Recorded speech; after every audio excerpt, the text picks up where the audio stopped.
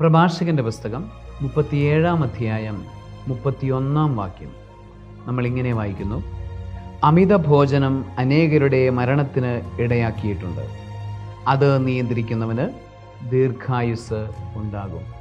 അമിത ഭോജനം അനേകരുടെ മരണത്തിന് ഇടയാക്കിയിട്ടുണ്ട്. ഒരു ഹെൽത്ത് ടിപ്പ് ബൈബിൾ നമുക്ക് പറഞ്ഞു തരികയാണ്.